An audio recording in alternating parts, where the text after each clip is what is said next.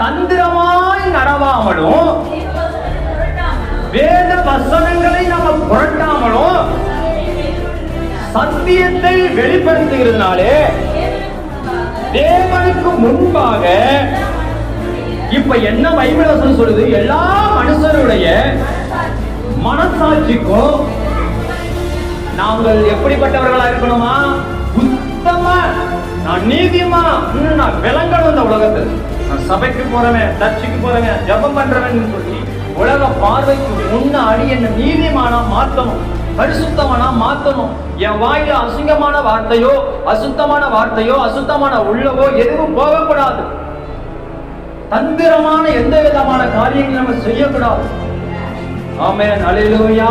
அப்ப தேவனுக்கு மகிமை உண்டாகட்டும். அந்த வசனத்தை நல்லா திரும்ப வாசிங்க. வெட்கமா